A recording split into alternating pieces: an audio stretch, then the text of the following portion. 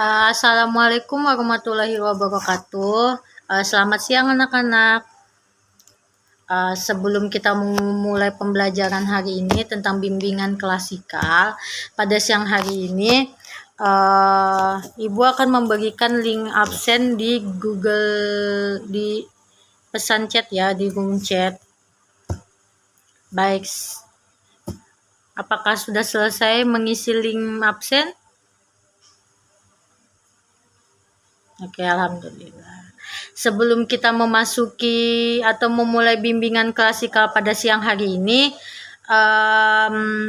terlebih dahulu kita berdoa ya anak-anak, menurut kepercayaan masing-masing. Berdoa dimulai.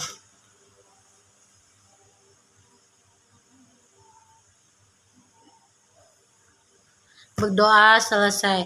Nah, baik anak-anak sekalian, hari ini bagaimana kabarnya?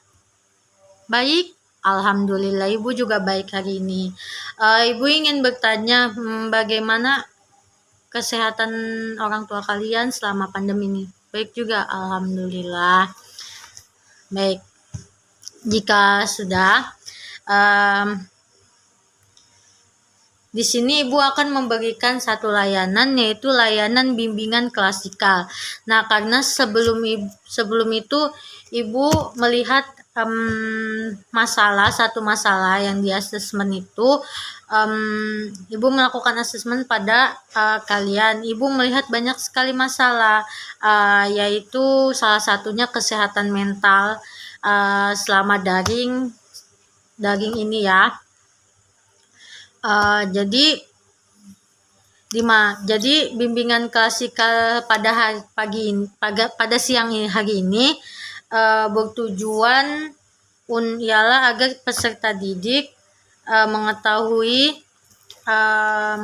kesehatan mental selama daring ini, dan juga mengetahui cara yang mudah untuk menjaga kesehatan mental secara daring ini, dan juga bagaimana sih pengaruhnya kesehatan mental pada masa pandemi ini.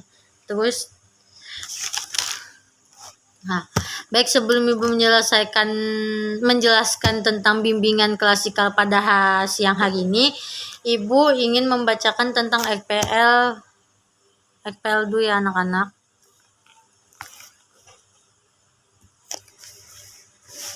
Jadi di rencana pelaksanaan layanan bimbingan klasikal daring ini, tujuan yang pertama yaitu peserta didik memfokuskan mengenai hakikat kesehatan mental dan fisik pada masa pandemi.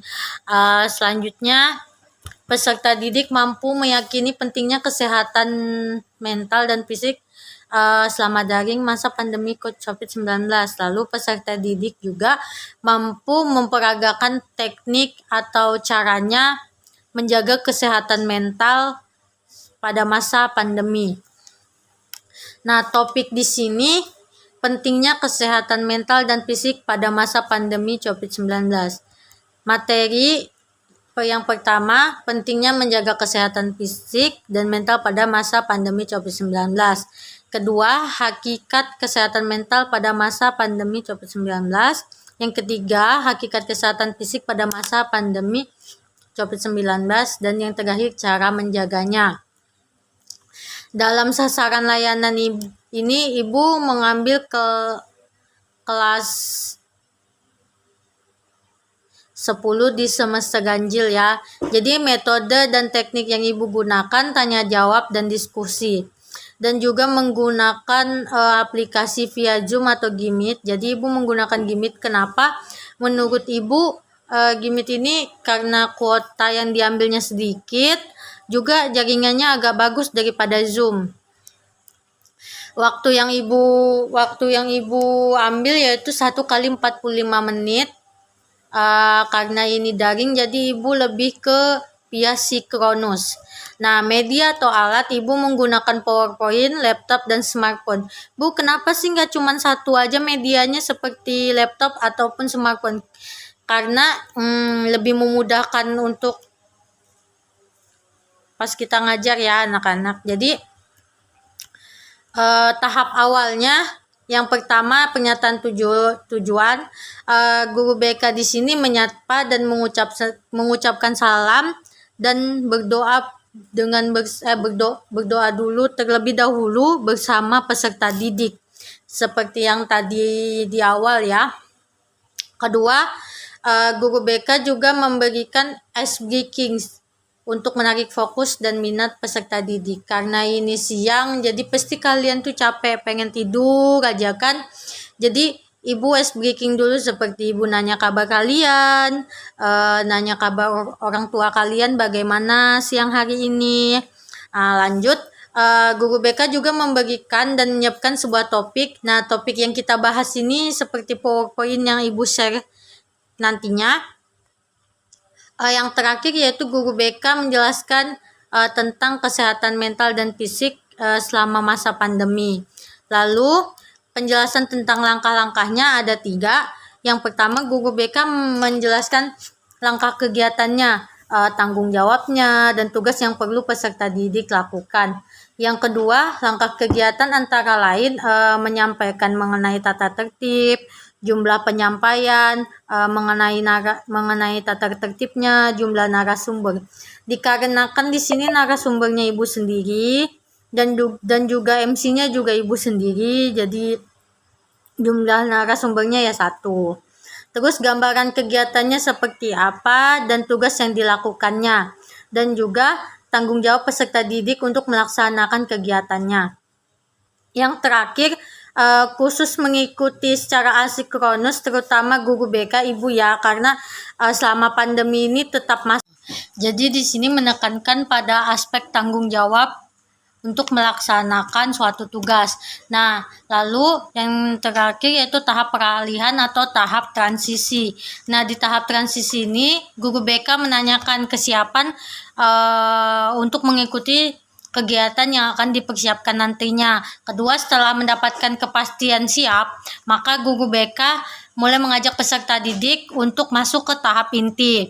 Selanjutnya, guru BK menyiapkan siswa untuk melakukan komitmen tentang kegiatan yang akan dilakukan. Nah, di sini ada 2. Yang pertama, guru BK menanyakan kesiapan para peserta didik untuk melaksanakan tanya jawab atau diskusi.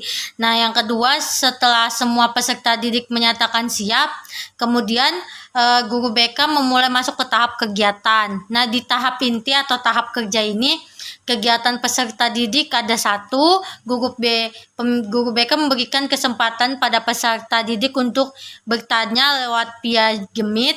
Kedua, guru BK akan menjawab pertanyaan yang diberikan oleh siswa. Ketiga, peserta didik menyampaikan pengalaman terkait tentang pentingnya kesehatan mental selama masa pandemi COVID-19. Selanjutnya, guru BK juga menyimpulkan pentingnya kesehatan mental dan fisik selama masa pandemi COVID-19. Selanjutnya, guru BK bersama-sama berdoa setelah memberikan penjelasan dan kesimpulan. Lalu di kegiatan guru BK ini ada 6. Yang pertama, sebelum itu ibu akan membagikan link Gimit dulu dan juga media pengantar diskusi bagi peserta didik. Lanjut, memandu peserta didik mengikuti kegiatan sinkronus melewati Gimit. Selanjutnya, guru BK menjadi moderator kegiatan dan mempersilakan narasumber menyampaikan paparan materinya. Narasumber juga menyampaikan paparan materinya. Selanjutnya, guru BK juga memandu peserta didik yang mengikuti secara sinkronus untuk menyampaikan pendapatnya. Selanjutnya, guru BK mengajak para peserta didik yang mengikuti secara online menyampaikan kesan dan pesan terhadap materi atau memberikan tanggapan. Di tahap pengakhiran ini, menutup kegiatan dan tindak lanjut ada 3. Yang pertama yaitu guru BK juga membagikan cara yang mudah untuk kesehatan mental dan fisik secara online selama pandemi. Kedua, akhir dari tahap ini adalah menutup kegiatan layanan secara simpatik dan pembimbing mengucapkan salam. Selanjutnya, guru BK menyampaikan kepada peserta didik untuk mengisi evaluasi proses dan evaluasi akhir. Baik di evaluasi proses ini, guru BK melakukan evaluasi dengan memperlihatkan proses yang terjadi seperti melakukan refleksi hasil di mana peserta didik ini diminta apakah mereka mengerti dengan materi yang Ibu jelaskan tadi. Selanjutnya evaluasi hasil, ada dua. Yang pertama, guru BK mengajukan pertanyaan untuk mengetahui pengalaman dan pemahaman si peserta didik. Yang kedua, guru BK membagikan link evaluasi proses terkait performa guru BK melalui link Google Form. Baik, Ibu akan men-share screen-kan dulu materi yang akan kita bahas ya.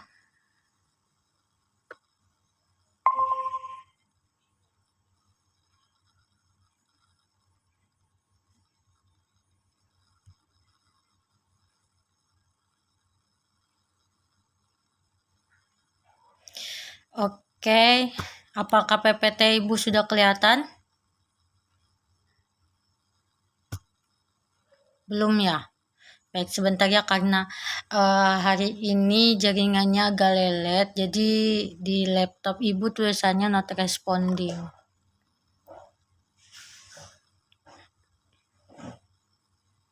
Apakah PPT Ibu sudah kelihatan? Sudah, alhamdulillah. Jadi hari ini kita membahas tentang kenapa ya?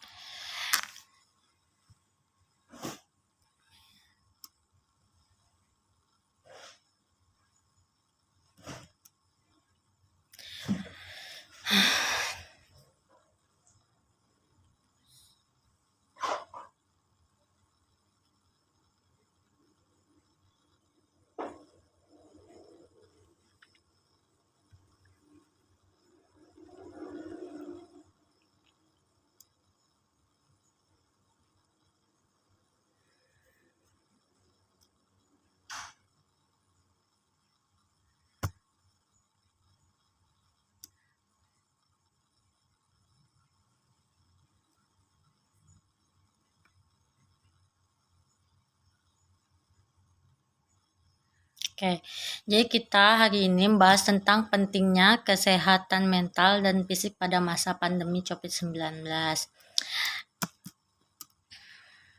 Next.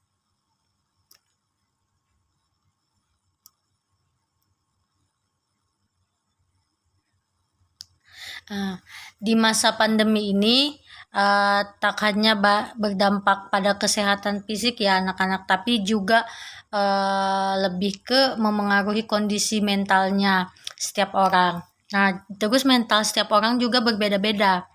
Nah, para siswa terpaksa untuk melakukan pembelajaran secara daring.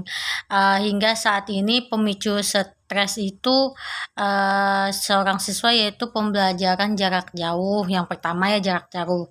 Yang kedua biasanya metode pembelajaran jarak jauh kan biasanya berbeda seperti tatap muka. Nah, juga keterbatasan gadget yang dimiliki. Jadi ada siswa yang tidak punya gadget, ada juga yang punya. Lalu permasalahan utama yaitu kuota internet. Jadi kuota internet yang harus selalu ada gitu kan. Dan juga pembagian tugas dari guru yang tidak disesuaikan dengan kondisi siswanya, serta keterbatasan kemampuan dan juga pendamping siswa atau anak. Nah, kedua yaitu pengaruh kesehatan mental pada masa pandemi COVID-19. Nah, secara tidak sadar hal tersebut berakibat buruk bagi kita. Nah, ketidakseimbangan antara tekanan dari tugas-tugas sekolah atau kuliah dan juga kurangnya waktu untuk refreshing membuat kita menjadi yang pertama tidak produktif. atau susah fokus. Nah, karena kita diberikan tugas terus, jadi kalian tuh susah fokus sama satu tugas, dua tugas, atau tiga tugas. Yang kedua yaitu ketidakstabilan emosi atau mood swing. Dikarenakan banyak tugas dari guru, biasanya kalian tuh mood-moodan, kayak aku pengen refreshing, mau istirahat, tapi diberikan tugas terus. Yang ketiga, badan terasa lemas berkepanjangan. Nah, karena kurangnya olahraga ya, pasti. Kalau di sekolah kan biasanya kalau udah hari Sabtu, Jumat biasanya itu olahraga bersama kan, keliling jalanan gitu, jalan santai. Nah, yang keempat yaitu sering cemas berlebihan. Cemas berlebihan di sini seperti kalian tuh takut merasa tidak pintar karena tidak memahami atau tidak cepat nangkap apa yang guru inginkan di saat menjelaskan suatu materi. Selanjutnya merasa hopeless, tidak bersemangat. Nah, di tidak bersemangat ini kan biasanya kalian ngerjakan tugas bersama teman ya. Nah, dikarenakan pandemi pasti kalian ngerjakan tugasnya tuh lewat online juga, pasti kalian tuh nggak fokus, kayak yang lebih tidak paham gitu kan. Nah, yang terakhir malas bersosialisasi. Berikut cara menjaga kesehatan mental pada masa pandemi. Yang pertama yaitu kurangi penggunaan sosial media atau media sosial seperti TikTok, seperti IG yang memengaruhi kesehatan mental kalian, itu kurangi. Selanjutnya luangkan waktu bersama keluarga. Yang ketiga melakukan olahraga di rumah. Bu, kan lagi pandemi, gimana melakukan olahraga di rumah gitu? Bisa seperti lompat tali gitu, yang olahraga yang bisa dikerjakan di rumah lah. Nah, terakhir, bila rasa cemas berlarut, misalnya kalau kalian rasa stres berlebihan, bisa kalian hubungi ahli seperti ke puskesmas dulu, puskesmas terdekat, minta rujukan ke poli jiwa untuk rumah sakit. Nah, Bu, bagaimana, kami tidak ada biaya, pasti kalian ada BPJS kan? Nah, itu bisa. Nah, Ibu akan memberikan kesimpulan pada materi Ibu. Jadi, pada hari ini kesimpulannya yaitu dikarenakan corona ini semakin panjang, kalian harus jaga kesehatan fisik kalian, menjaga juga kesehatan mental kalian. Jika kalian capek, jika kalian cemas atau apa, refreshing lah. Tapi jangan bepergian, seperti main game, nonton anime yang kalian suka atau drakor, atau bercandaria dengan keluarga. Oke, baik. Sekian dari Ibu. Kurang dan lebihnya mohon dimaafkan. Jika materi ini menurut kalian kurang, bisa kalian tambahin. Apakah ada pertanyaan anak-anak? Tidak ada. Baik. Baik, Ibu akan akhiri pada hari ini. Wassalamualaikum warahmatullahi wabarakatuh.